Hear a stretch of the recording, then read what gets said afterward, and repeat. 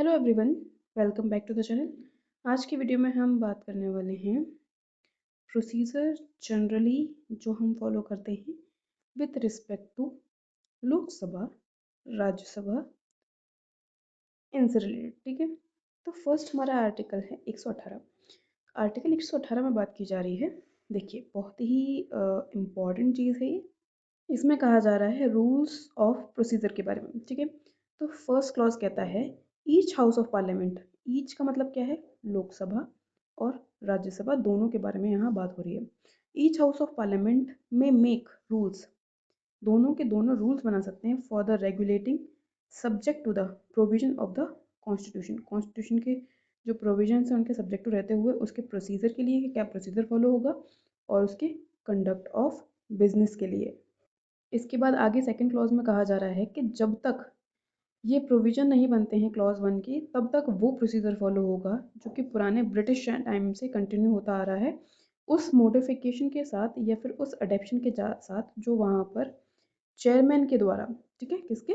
Council of state के, राज्यसभा के, और स्पीकर के द्वारा वहाँ पर बताया जाता है।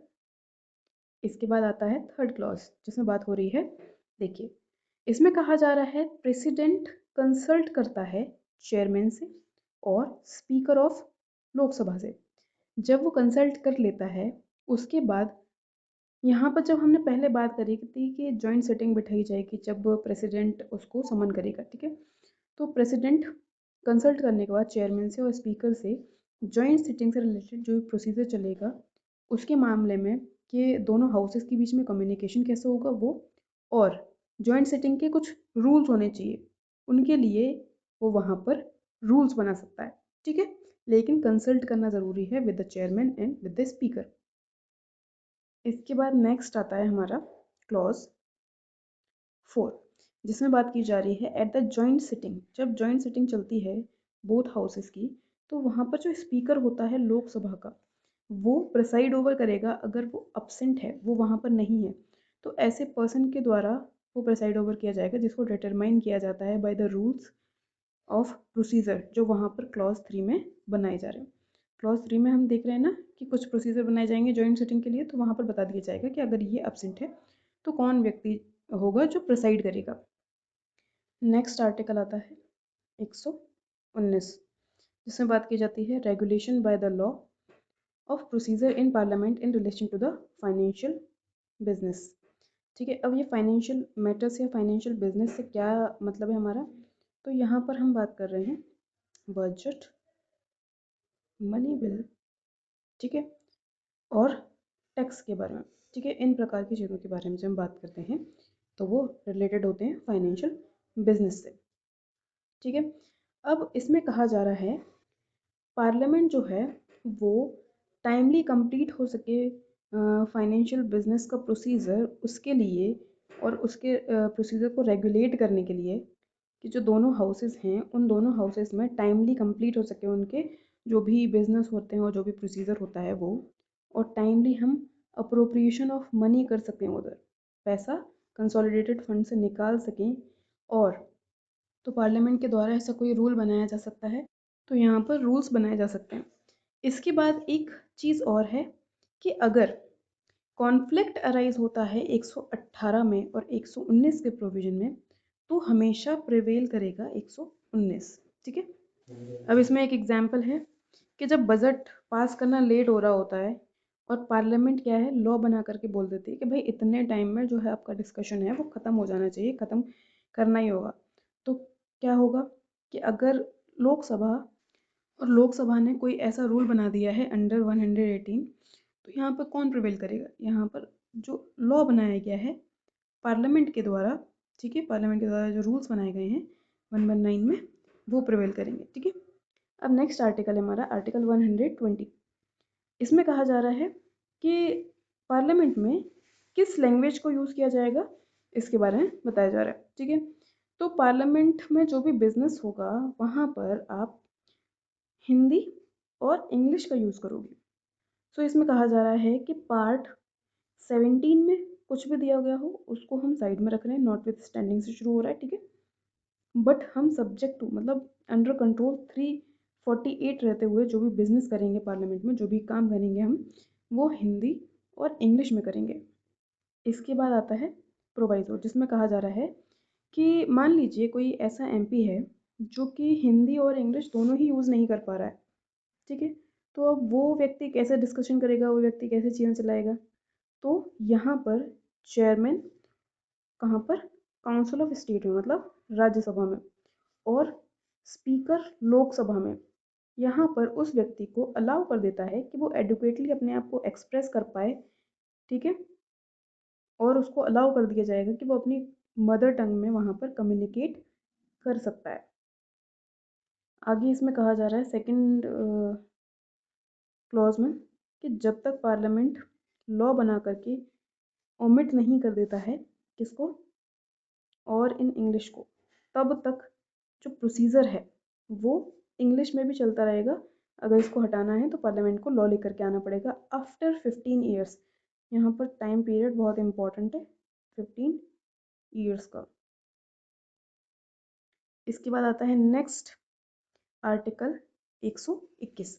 इसमें कहा जा रहा है कि restriction on the discussion of the parliament. Parliament में क्या क्या चीज़ें हैं जो रिस्ट्रिक्टेड हैं डिस्कस करना। तो इसमें कहा जा रहा है कि पार्लियामेंट में बिल्कुल डिस्कस नहीं किया जाएगा with respect to the conduct of जज ऑफ सुप्रीम कोर्ट, ठीक है, एंड हाई कोर्ट। तो सुप्रीम कोर्ट और हाई कोर्ट के जो जजेस हैं उनका क्या कंडक्ट होगा, उससे रिलेटेड कोई भी वहाँ पर डिस्कशन नहीं होगा, ठीक है, कि उन्होंने उनका क्या कंडक्ट था in the discharging of his duty.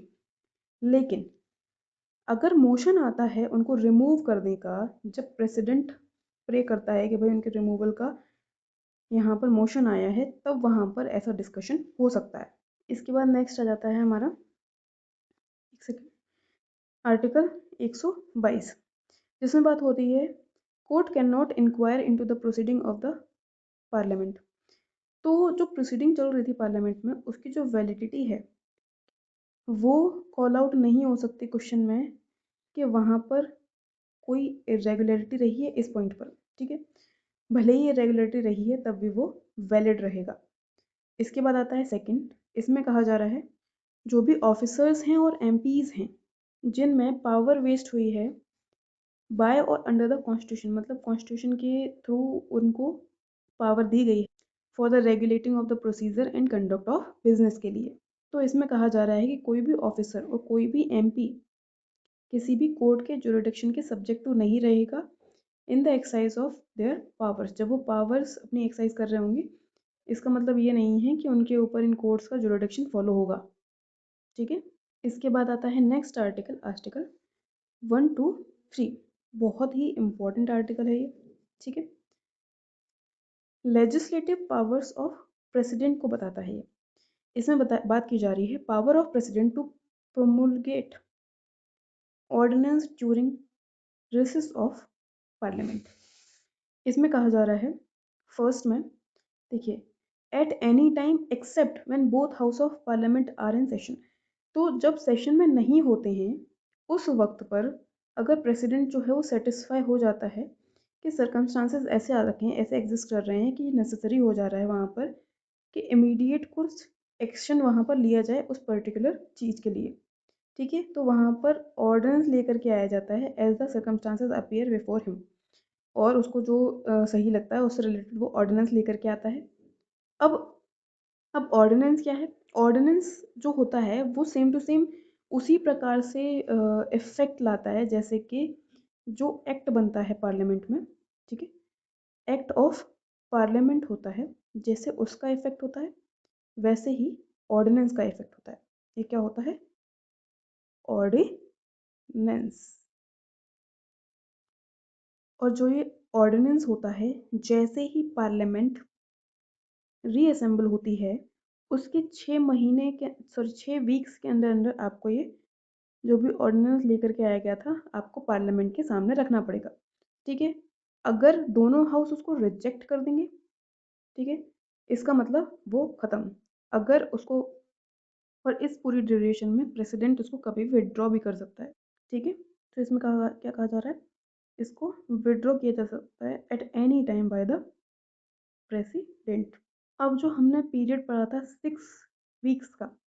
तो यहाँ पर एक एक्सप्लेनेशन आया है जिसमें कहा जा रहा है where the houses of parliament are summon to reassemble, जब इनको रीअसेंबल होने के लिए समन किया जाता है ऑन द डिफरेंट डेट्स, ठीक है। तो जो पीरियड ऑफ 6 वीक्स है वो कब से गिना जाएगा, from the latter of those dates, जो बाद में डेट्स आई है ना वहाँ से, for the purpose of this clause, इस क्लॉज के पर्पज के लिए। इसके बाद है थर्ड, इसके बाद कहा जा रहा है कि जो पार्लियामेंट डायरेक्टली लॉ नहीं बना सकता है उसको बाय ऑर्डिनेंस भी लेकर के नहीं आ सकता, ठीक है। अगर ऐसा कुछ किया जा रहा है तो वो वाइड होगा। सो ये थी हमारी वीडियो जिसमें हमने 123 तक के प्रोविजंस को डील किया है। आपको वीडियो कैसा लगा है बताइएगा, अगर अच्छा लगा है तो लाइक कीजिएगा, साथ में शेयर, सब्सक्राइब एंड कमेंट भी कीजिए कि आपको कैसा लगा है।